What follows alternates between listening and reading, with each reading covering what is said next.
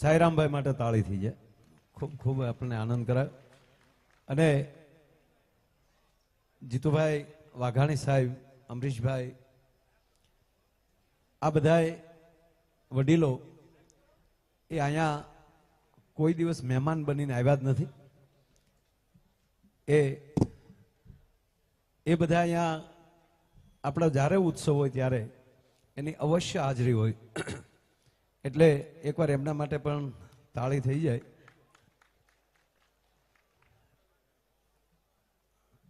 આજે સાજ મળે ત્યાં એક મને યાદ આવ્યું એટલે કહું કે અહીંયા આપણે કોઈ એવી રોજની 2-3 એવી ઘટનાઓ બનતી હોય છે.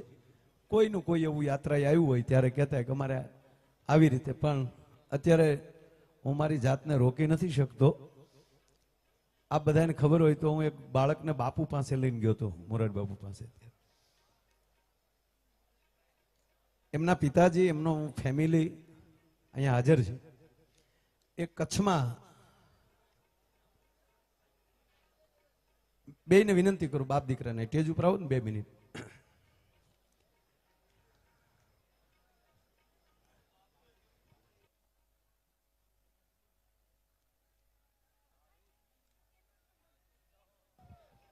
ભાઈ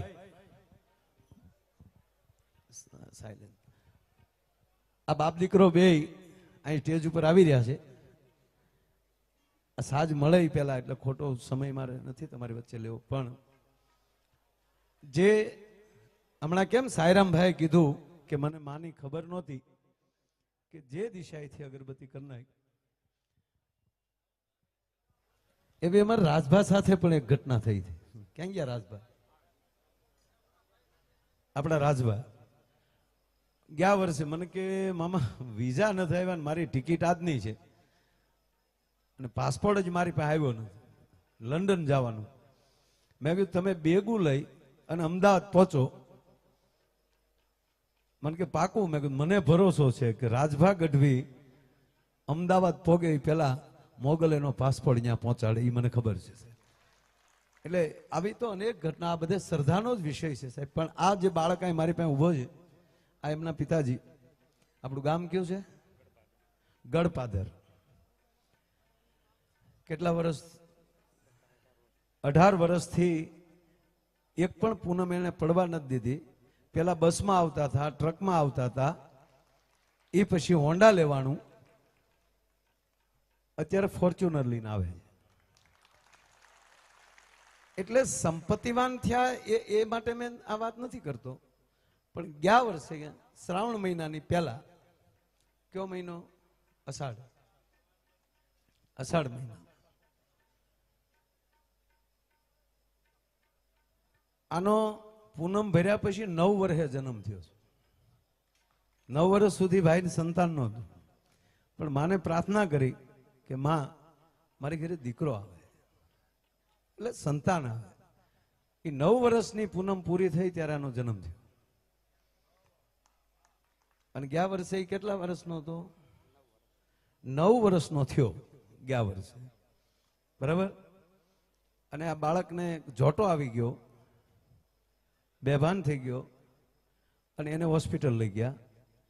ભુજ હોસ્પિટલમાં પહોંચ્યા, ડોક્ટરે ડેટ જાહેર કર્યો કે માફ કરજો તમે થોડાક મોડા પડ્યા. બીજી હોસ્પિટલે લઈ ગયા. એ તો જે છે એ છે જ, ડોક્ટર કહે. પરિવારને કહી દીધું કે આવું થઈ ગયું છે. પણ જ્યારે બાપની બુદ્ધિ પૂરી થાય ને ત્યારે માની શક્તિ આગળ હાલતી હોય છે સાહેબ. ભાઈના પત્ની અને દીકરાની માએ એટલું કીધું કે હું જ્યાં સુધી હોસ્પિટલ ન પહોંચું ત્યાં સુધી એને રૂમ બારો લેતા નહીં. અને આ કોઈ અંધશ્રદ્ધા, એટલે અમે બહુ વાતો નથી કરતા. કાલ કોક એમ કહે કે ભાઈ આવડા ખોટી વાતો કરે છે. આ તો અહીં તાજના સાક્ષી છે. આ કોઈ અંધશ્રદ્ધા નથી, કેવલ શ્રદ્ધાની વાત છે. એટલે અહીંયા જે આપણે માનો યજ્ઞ છે એમાં લઈ ક્યારેક ભસ્મ લઈ ગયા છે, ઘરે રાખે ભસ્મ. હવે દીકરાની માં એ ભસ્મ લેતા ગયા હોસ્પિટલ, ત્યાં ઘરે પડી હતી, અહીંથી યજ્ઞમાંથી લેતા ગયેલા. અને વાટકીમાં એ ભસ્મને ઘોળી અને માને એટલું કીધું કે માં અમે દુનિયાને કહે છે કે મારી માએ અમને 9 વર્ષે દીકરો આપ્યો અને હવે અમે કેમ કહેવું કે 9 વર્ષે પાછો લઈ લીધો એમ. તારી પૂનમ ભરીએ છીએ અમે. સાંભળી લો, જેટલા નરસિંહ મહેતા બધાની ઊંડિયું ન સ્વીકારે. એ તો હાવ નરસિંહો એના ભરોસે મૂકી દે કે હવે તારે જ્યાં નાખવા અહીંયા. જેટલા અર્જુન હોય બધાના અર્જુનના રથ કૃષ્ણ ન ચલાવે. અંદરથી શ્રદ્ધા કેવી થાય. અને સાહેબ ઈ માનું હૈયું ફાટી જાય એવું રુદન કર્યું એને. અને આ જ દીકરાના મોઢામાં એ ભભૂતિનું જળ મૂક્યું. આ જો તમારે હામો ઉભો છે સાહેબ. એટલે કહેવાનો મતલબ સાહેબ કે આ જે શ્રદ્ધાનો ધોધ, બસ આવી શ્રદ્ધા રાખજો. આમ તમને અહીંયા જોઈને એટલે એમ થાય કેટલા મા ઉપર શ્રદ્ધા રાખે છે.